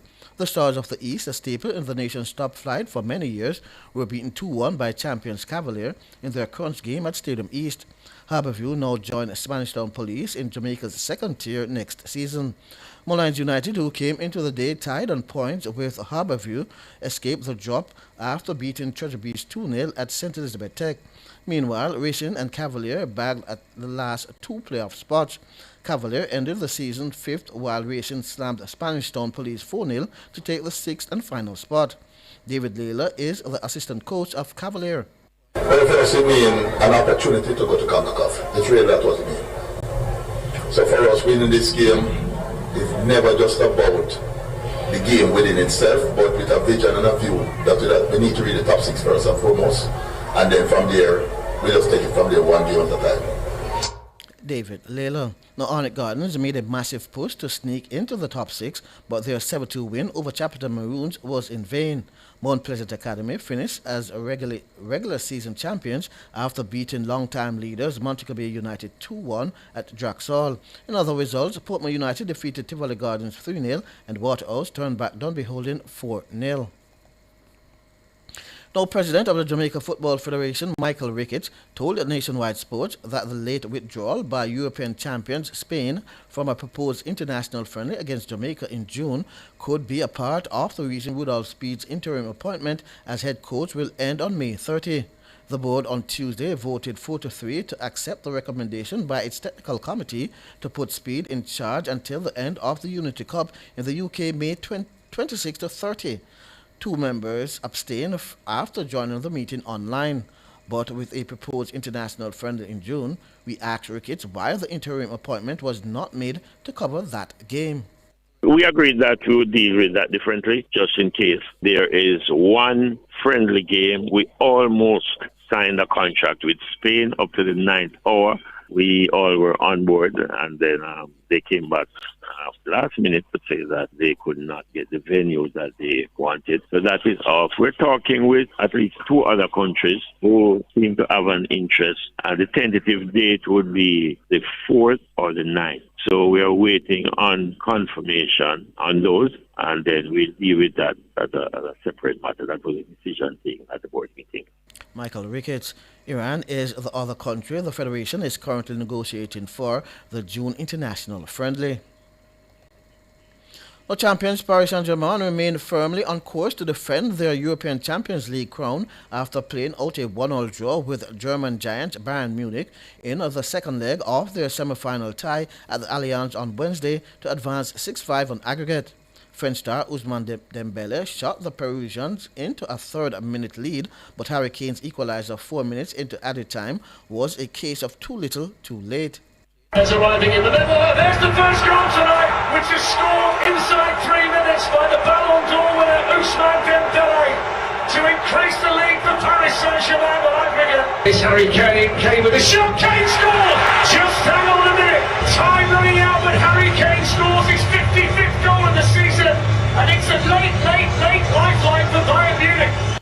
The PSG will now face English Premier League leaders Arsenal in the May 30 final in Budapest, Hungary. Moving on to cricket, as the Jamaica Kingsmen have selected Valmont Powell, Andre Russell and Fabian Allen as their 3 marquee players for the 2026 staging of the Caribbean Premier League CPL. Wayne Walker tells us more.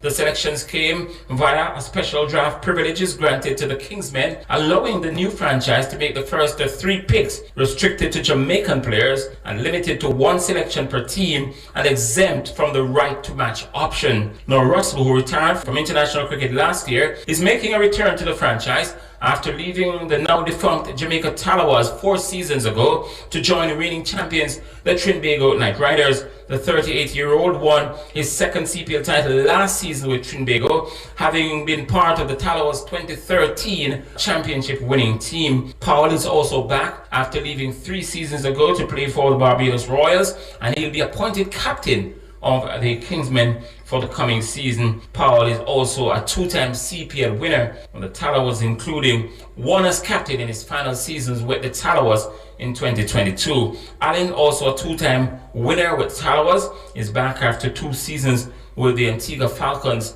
the franchise that replaced the Jamaica Talawas. The Kingsmen full draft selection will be known next Friday during the CPL's official announcement. And the Jamaica Kingsmen will open their 2026 CPL season against Antigua Falcons, and it will be played on August 7th in St. Vincent. And after that game, they'll come back home to play at Sabina Park. So it's August 11 to 18, and the games will be against the Barbados Royals, the Ghana Amazon Warriors, the Knight Riders, and of course, the same Kitts and Nevis Patriots.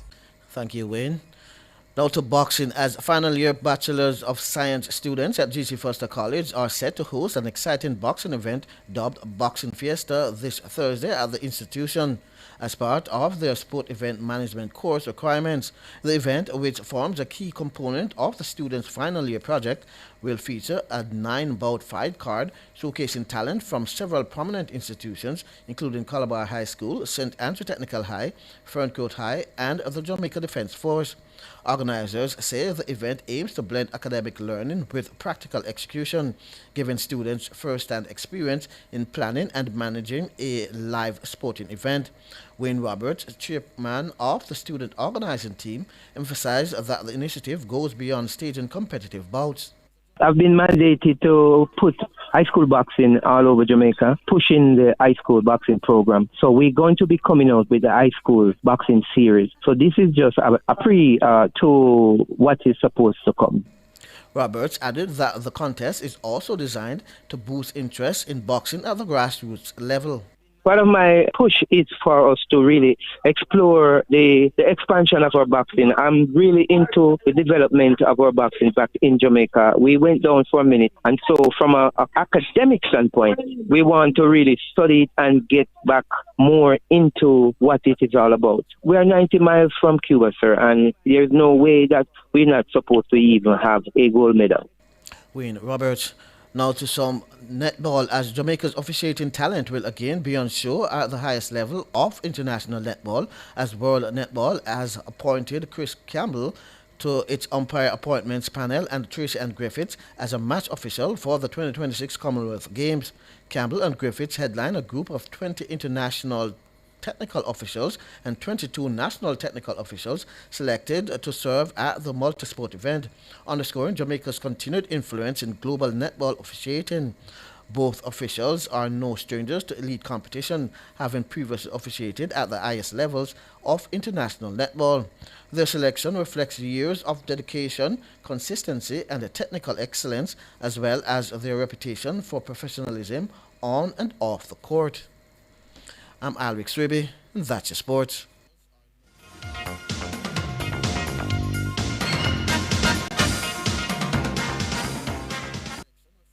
We can light up your world with the rays of the sun, putting pure energy in the palm of your hand. For over 20 years, Fosrich has been putting a world of energy in your hands. Now we bring you big savings with our line of solar energy products and LED lighting. Financing now available for all your home and commercial retrofit projects. Consult with our in-house staff or certified professional engineers for all your electrical needs. Fosrich Lifestyle. It's electric. Fosrich, your energy world.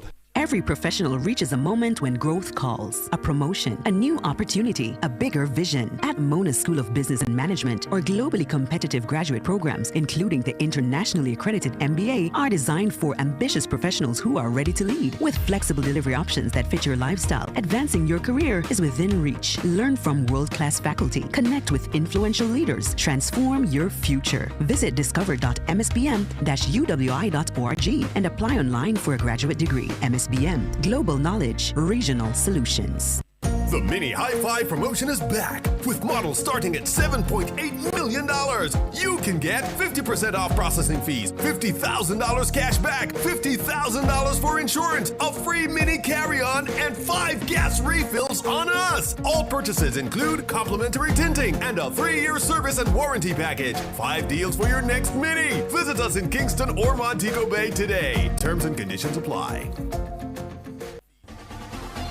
For all your electrical needs, visit ABC Electrical Sales. They stock a wide variety of electrical supplies, including plugs, switches, panel boards, and conduits, plus energy-saving fixtures.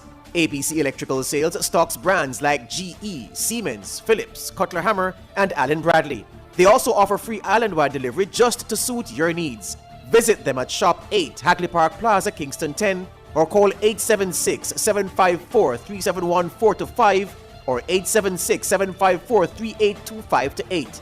ABC Electrical Sales, for a better choice in the electrical business.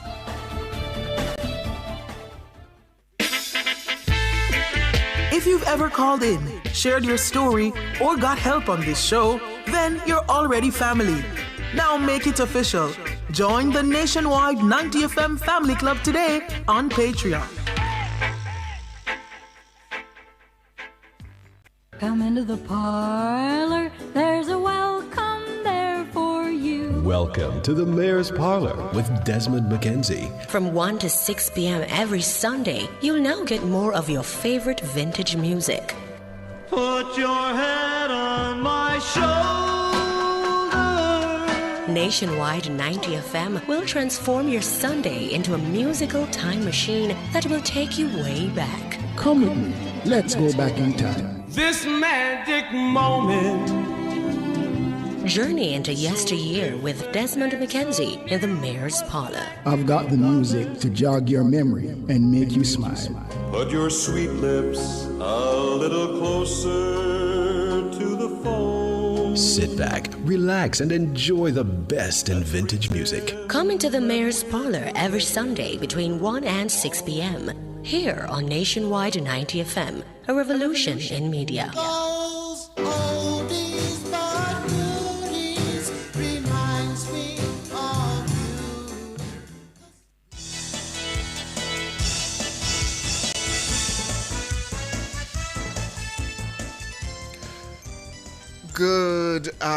Good evening, rather, listeners, viewers. Welcome back. It's 6:23, and we now step into the nation's business. Again, I'm your host, Siobhan Campbell, and we're going into matters of health now because the committee undertaking an institutional review of the University of the Hospitals of West Indies says breaches uncovered at the institution could have cost lives. Committee Chairman Howard Mitchell was a guest on Nationwide at 5 on Tuesday. Exercise control of your inventory, and drugs are not available for people, they will die. If you are careless about the equipment that you buy and maintaining that equipment, people will die. I'm not here to indict anybody. I'm saying that it is self-evident that negligence in a hospital has consequences above and beyond the loss of dollars. That's Howard Mitchell. He's the chairman of the UHWI's Institutional Review Committee. He was appointed to lead a 6-member team to review the UHWI's operation in response to the improper use of the hospital's tax exemption status, detailed in a report from the Auditor General's Department. He presented those findings as a media briefing on Tuesday. Among those findings were issues concerning outdated legislation and ineffective oversight, along with deficiencies at the board and financial management levels. Mitchell says the issues affecting the UHWI must not be swept under the carpet. And in the meantime, Health Minister Dr. Christopher Tufton says the committee's findings can help improve management processes and outcomes at other public health entities. Well, the Health Minister joins us now to discuss further. Good evening, Dr. Tufton. Hi, good evening. It's good to hear from you, Dr. Tufton. So I've had a chance to look through the report, Dr. Tufton, and it seems clear what the panel essentially suggesting is that the crux of the management and governance issues at the UHWI is the peculiar nature of its setup, as in it being duly operated with the UWI and its regional partners alongside the government of Jamaica. And it seems the reporting relationship is not quite clear. Is that your understanding as well? Well, the committee, I think, did a good job in assessing, in a much broader context, the kind of historical legacy issues around the operations of the UHWI. Some are linked to what you have just said.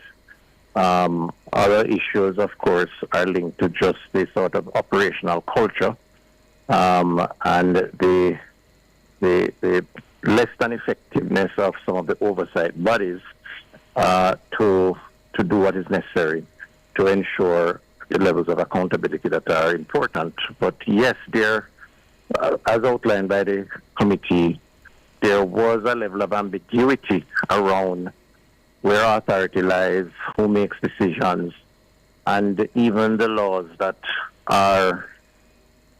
should guide some of those decisions. And the committee was clear that the UHWI is a public body and therefore subjected to government legislation. But up to a year or two ago, the very university was seeking legal advice, the legal officer internal, of a private law firm to determine on that, which says a lot. It certainly says that even internally, up to a few years ago, there was still uncertainty around that position. So I would say that played a big role, but it's not the only issue as outlined by the report. But on the matter of governance, how exactly now will you, as the minister, go towards tackling it? Obviously, you have to consult with, as pointed out, the University of the West Indies itself in terms of determining much of this. But is there a path forward? Yes, there's a clear path forward, and the first thing I did, having received the report and examined the report, was to take the report to the Cabinet of Jamaica, the Prime Minister's chairman and cabinet members, for a presentation, discussion, their input, and a signing off of the way forward. So the approach is to get the full backing of government, which I think we now have. I have as minister. The next thing was to take the discussion to the board, which I did the same day.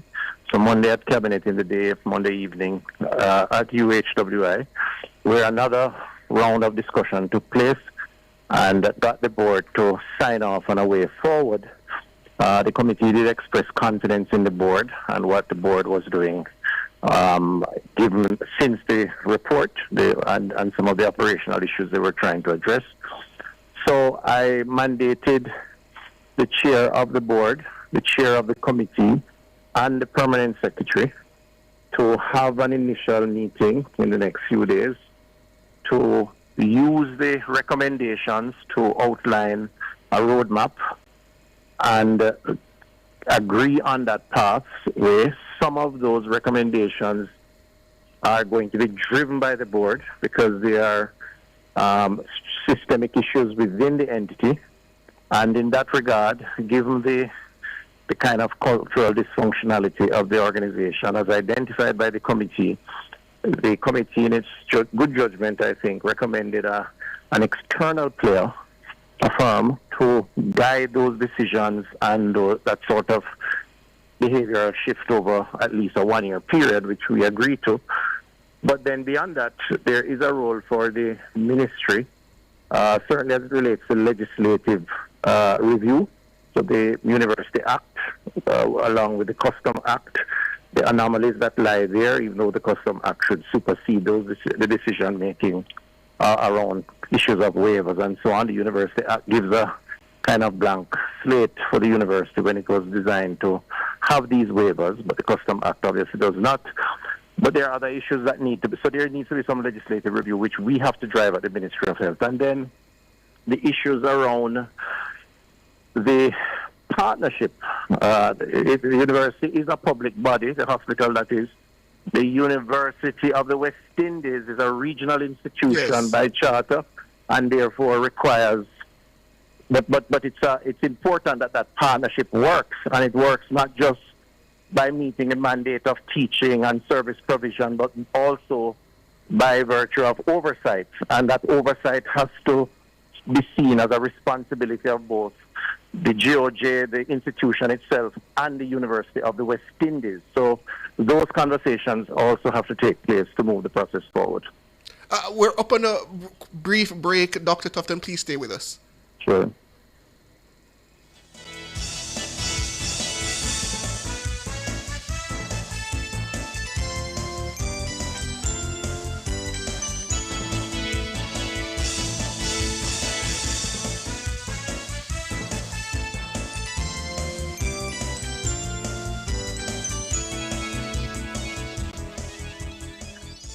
Drive the most exciting new vehicles in Jamaica. Schedule your 2024 Ford Ranger pickup or Ford Everest 7-seater SUV test drive now. Call or visit KIG today. The time by KIG is... It's 6:31.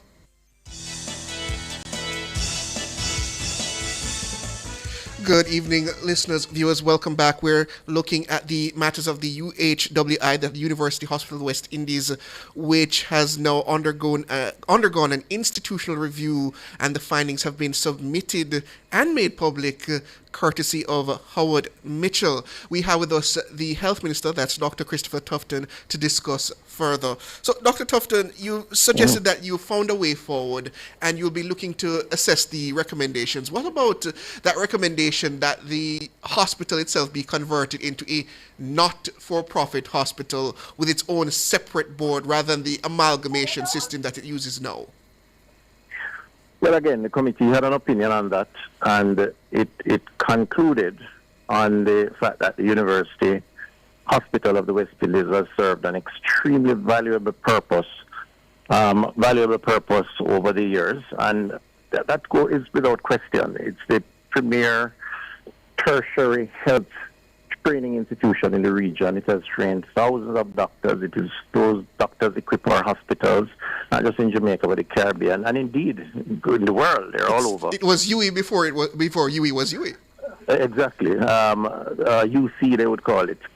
And the system, as it relates to carrying out that level of mandate, has worked, but it has gone awry because of some of the things that have been identified by the report. The issue now is how do you strengthen and reform in keeping with the current times. So the legislative changes are important, but very critical. The cultural changes are important, and the partners and the partnership is important to ensure the success. And that's why the relationship between the university system, not just University of the West Indies, MONA, but the Caribbean Regional University System and the government are absolutely critical, and both have to see themselves as being the sort of overseer, if you will, of the mandate of the institution. The government provides 70% of the budget, so we have a critical mandate there. Now, there are some challenges as it relates to funding, because the debt as identified in the public space, the 40 billion debt, and it's not an excuse. It's not unique in terms of to the university. In fact, of the 150 plus public bodies, as said by Mr. Mitchell, maybe about 15 or so of those are in full compliance of some of those regulations. So there are systemic issues across the system. In the case of a hospital, you will find itself in a very difficult position because they can't turn away patients even though they are charging or a fee-based institution. And as a consequence, to plan for at least breaking even, not for profit, but for breaking even, becomes very difficult without a fair bit of forecasting, consultation, enforcement in terms of fee collection, wherever the source of funding comes from. And all of those were discussed, which I think requires deep thought and understanding and benchmarking against similar institutions around the world, which is what I think the Mitchell Committee has recommended. But can you say up to this point, though, Dr. Tufton, in the short term at least, that with the issues now identified, that we can stop the bleeding, so to speak? Well, there's a lot of things that have to happen before this quote-unquote bleeding can be stopped. I mean, you really want to ensure that whatever you spend on the institution, the taxpayers that is, there is value for money. And clearly, the lack of compliance would undermine the objective of value for money, even in the case where revenues are less than expenses. So the internal structural reforms and the oversight are critical. Beyond that, then, a decision has to be taken in terms of what is the real cost of maintaining an institution of this kind, given its particular mandate. It's not similar to other hospitals in the country, and as a consequence, its mandate and the cost associated with that is very different on how those costs are structured. And I think there has to be a consideration of that, and it's a lot more complex, put it that way. And requires that level of appreciation, which is why the committee was put in place in the first place. I know a lot of people were critical of the appointment of the committee because they said it would have conflicted with the board, but the board has a very different role, and I certainly thought in my own wisdom that we needed to look at the more systemic structural arrangements as a way of moving forward beyond the Auditor General report. Before we move on to other matters, Dr. Tufton, the CEO, the acting CEO rather, Eric Hussin, is to be demitting office soon. Does that mean the CEO who was on leave has now been brought back? No, it doesn't mean that. The board has that responsibility. And the chairman of the board, Mr. Patrick Hilton, along with the other members of the board, will, in their own judgment and their responsibilities, determine what the next phase of the leadership should look like. And clearly they have to observe due process. I hear the calls sometimes for removal of persons and sort of drastic, radical decisions. And those who make that call don't understand, I think, sufficiently how due process works and what the implications of some of those decisions are relates to what the laws are and how those laws should be followed. My view, my responsibility is to appoint the board, to have confidence in that board, to do their work, and as supported by the committee, the board, under the leadership of Hilton, seems to be moving in a direction that is addressing the issues. And I believe part of that addressing of the issue would be what the role of the current CEO is or should be, and whether or not the time for extension should be taken in terms of resolving some of the issues or otherwise. And I'll await their decision and recommendations. And have you had a word with Mr. Fitzgerald Mitchell based on his legal advice that he should not appear before the PAC in terms of the concerns raised there? It's not my role to get involved in that. I mean, he is well within his right, I believe, he and others, because they're obviously the investigations that are taking place involves law enforcement agencies and so on. They have their right, and I think the individuals have their right, as all of us do. And I'm sure he will exercise that right. I don't think I'm in a position to give advice to anyone on this matter in that regard. But aren't you concerned about an official who essentially falls under your portfolio has essentially suggested that he does not wish to face the oversight body at this time? Like I said, we all have rights and we all have responsibilities.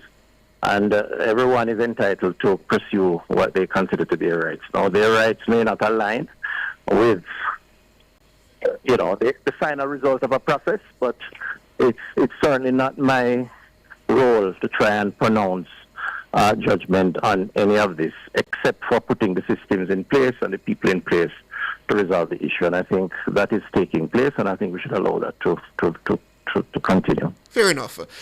And then further, Minister, further afield, but still within the realm of health, this matter of the antiretroviral and the antiretrovirals for HIV/AIDS and the concerns that we could face shortages. How does the ministry, in terms of addressing that, should we have a potential solution soon?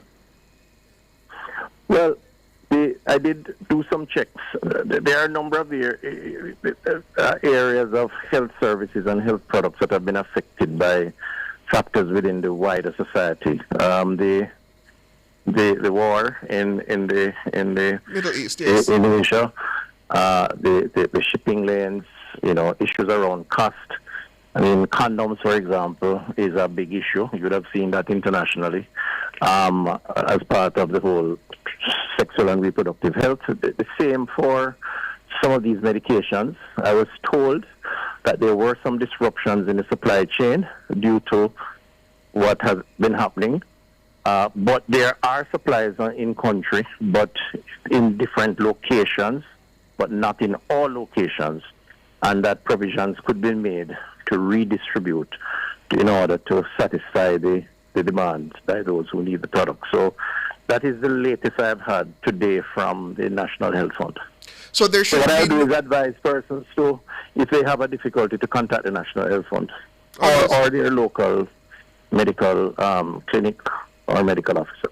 So it's just a matter of redistribution. There's no concern that we could see ourselves, considering the importance of antiretrovirals in HIV/AIDS treatment, that we should have no concern that there should be a shortage. Well, I don't like to speak in extremes because I don't know what tomorrow or next week will bring, given the real uncertainty in the space. So but what I would say is that the reports I have from the team suggest that they need to do some redistribution to satisfy the demand for the products. And what persons should do is contact their local officers or health centers for follow-up with the NHS or directly with the NHS. And Minister, the matter regarding the concerns about there being a shortage of doctors as a result of the exit of the Cuban medical personnel. I know you've told Nationwide News that you have the potential of contracting some of those doctors back, but in the interim, how's the solutions that were previously put forward, are they working? Well, they're working up to the point where we have replacements that are immediate, with the anticipation of further replacements coming in. We had about 42 or so of the Cubans who remained and were given individual contracts. There are others who have expressed an interest, and we have an offer for them, depending on whether they come back or not, return. The interviewing of diaspora medical workers who had applied to an ad that we had put out has been taking place. I understand they have interviewed about 30 or so. I think they had shortlisted about 80 of the 138.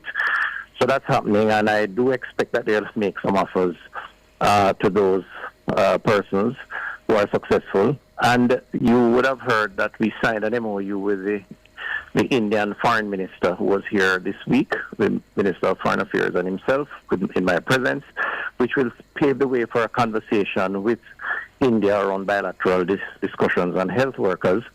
We have engaged a health system out of India, who I had visited when I was there, Apollo, and they were here last week.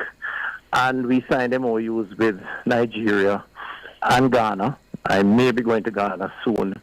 And I think that will lead to further possibilities. Now, we are also locally graduating a number of healthcare workers, either through the Barwin Scholarship or our in-house training. So when you combine all of those, I think the solution to filling the gaps and even going beyond that is very possible.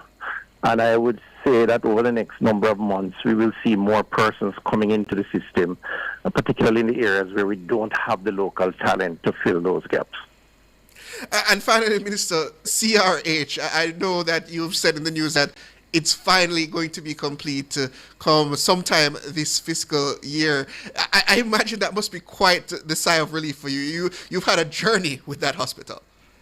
Yes, it's been a real challenge, and I'm happy that there seems to be a very clear path to its reopening. I've seen the work, the finishing touches, and the team have made some commitments for this financial year, and we will continue to monitor and track that. It will be a day of relief when it finally opens, but I'm encouraged. I think I see where the A&E will be open maybe the middle or just after the middle of this year, which will take a lot of pressure off the current A&E at the Mount Salem Clinic, which we can now restore that facility, and then thereafter several other areas leading into the end of the year and possibly early New Year. The same should be said, by the way, for Western Child and Adolescent, which is on its final lap, hopefully this financial year.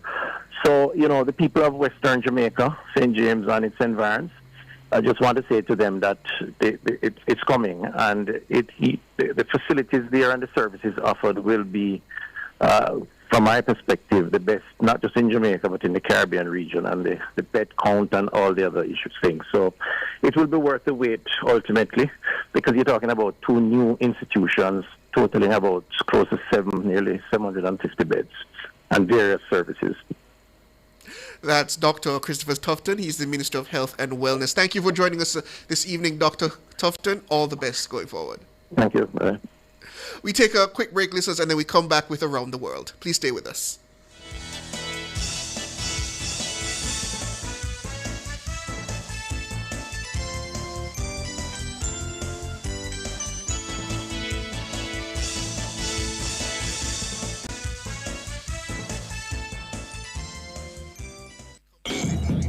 Looking for the best value in office furniture, interior design, and interior build-out? Then look no further than Corporate Interiors International. With over 20 years experience in the business, Corporate Interiors knows your interior needs. Visit our new and exciting e-commerce website or check us on Instagram at Corporate Interiors JM and see why at Corporate Interiors International, we sell solutions, not just furniture.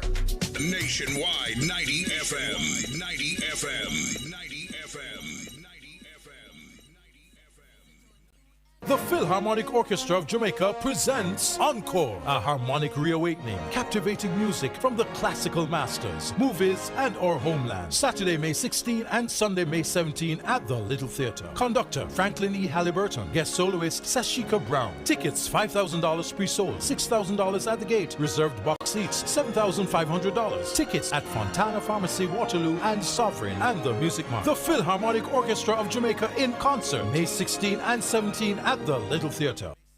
Want to invest in premium Jamaican real estate? Now you can with the high-performing Money Masters M7 Real Estate Fund. Start with just $10,000. Your money is professionally pooled into income-generating properties like the modern Sana development. Enjoy regular income potential, property appreciation, and access to top-tier real estate, all managed for you. Call 876-754-1980 or email the word INVEST to info@moneymastersgroupja.com. Money Masters, where your bigger financial dreams become reality. We can light up your world with the rays of the sun, putting pure energy in the palm of your hand. For over 20 years, Fosrich has been putting a world of energy in your hands. Now we bring you big savings with our line of solar energy products and LED lighting. Financing now available for all your home and commercial retrofit projects. Consult with our in-house staff or certified professional engineers for all your electrical needs. Fosrich lifestyle. It's electric. Fosrich, your energy world. Enough power tool, big to small. Jack my figure dig the wall. Upper Total Tools. Weed whacker figure trim the lawn. We have everything a job demand. Total Tools. We rent them, sell them and fix them. Also give Total Tools a call. When I say home improvement, landscape construction, a Total Tools are your option. Home improvement, landscape construction, Total Tools are your option. Total Tools, located at 102 Main Street, Ocho Rios, 34 Slibe Road, Kingston. And lot C6 Jacksaw, St. Anne's Bay. Call us today.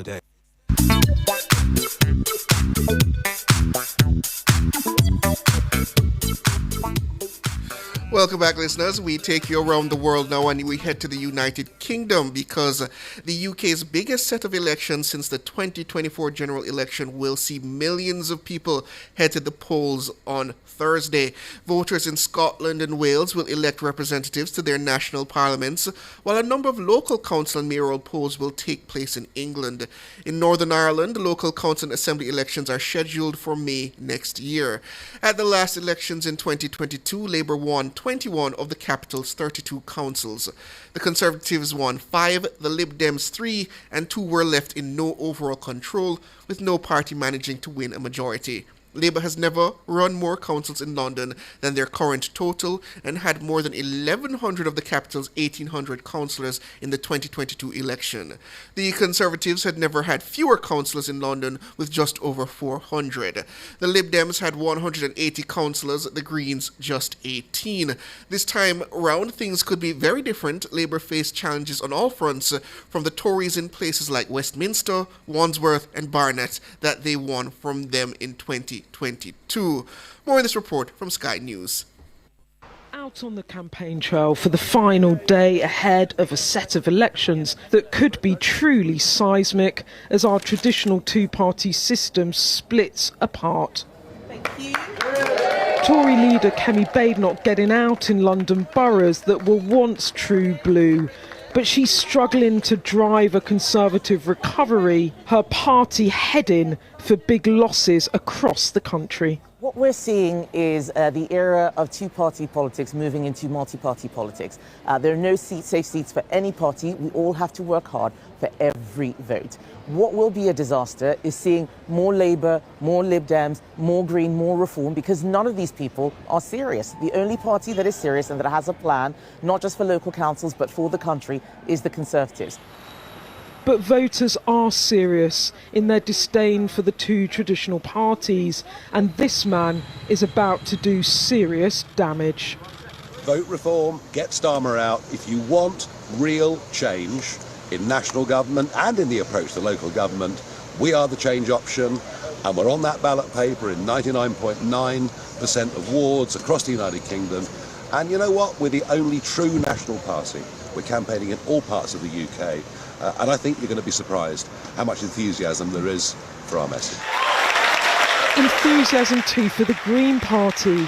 Zach Polanski looking to hurt Labour in inner London. Tonight and tomorrow we have the campaign of our life. And I want to talk about hope. But before I get to hope, I want to talk about the other side for a moment, which is despair. So let's talk about Labour.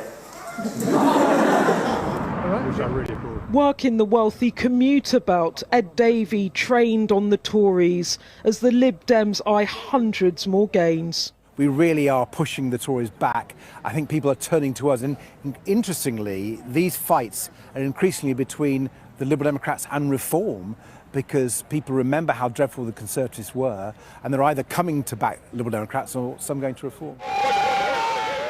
And it's not just England where Labour and the Conservatives are taking a hammering. In Wales, Plaid Cymru looked to wrest control of the Senedd from Labour. For the first time in nearly 3 decades of devolution, this would be a massive moment. In Scotland, Labour have lost all hope from winning Holyrood back from the SNP. This time around, the party's hoping not to be pushed into third by Reform.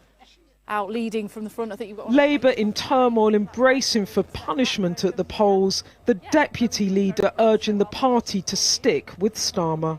We have made some mistakes. We've needed to be set out a clearer sense of direction and a clearer purpose. I think we've started to see that coming through, and I'm pleased about that. But you know, these elections are coming round faster than that. What I'm getting to is that you keep saying we, but isn't it that people are really upset with Keir Starmer? Look, Keir is the leader of the Labour Party, so of course he gets the most stick of everybody. There's no question of that. Well, he makes the decisions. And he doesn't make all the decisions, but obviously he takes full responsibility for the decisions of the Labour Party and of the government. And he's been the first to admit where he has made mistakes, whether it was the appointment of Peter Mandelson, whether it was around the winter fuel payments. You know, that's still an issue sometimes on the doorstep with pensioners as well. But do you think he is the right leader to lead this change agenda? Yes. You do? Yeah. These elections will perhaps be looked back on as the moment where Britain broke with its two-party system that's dominated our politics for the past century. We'll potentially have national parliaments in Wales and Scotland led by national parties as Reform rips up Labour and Tory dominance in English councils whilst the Greens march on Labour London.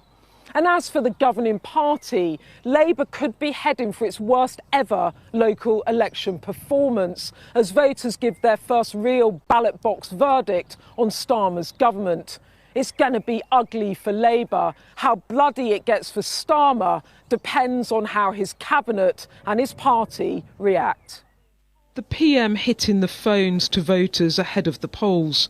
When the results land, his next job will be to persuade his MPs to stay with him. But that's his party's call, not his. Beth Rigby, Sky News, Bury. Well, listeners, it took centuries to get to this point over there in the United Kingdom, where the traditional bi-party system that the Tories versus Labour, it seems to be cracking. We had the Liberal Dems and the Greens who have been making inroads, so to speak, over recent years, but now we have Reform UK on the ballot and has an actual potential to do some damage. And as said, outside of the English area, you have in other where the national parties such as the SNP could essentially seize significant power. It's quite an interesting part in UK politics, and the end result we'll see come Thursday evening is what happens to Keir Starmer. Obviously, he has his current mandate as Prime Minister for quite a few years still, but will he survive based on the results any potential inner turmoil or calls for him to exit as Labour leader and as a result Prime Minister. It will be an interesting thing to see come the, interestingly enough, a local government election, not necessarily a general election, but a local government election could essentially hold his future in its hands. So really, tomorrow going to be quite a seat turner. It's quite a page turner, I should say. So let's see what happens, listeners. But we leave that for tomorrow. Thank you for joining us again for Nationwide at 5. I'm your host, Siobhan Campbell. It has been an honor and a privilege. Please stay tuned for the comment section with Mahiri Stewart and Shaloy Smikle. Thanks to our super producer, Dana Davey, our technical operator, Andrew the Glen, the big man Boogs Anderson, and thanks to the best news and production department in the country, led by the very capable Cara Powell. Please stay tuned. I'm Siobhan Campbell. Have a good evening.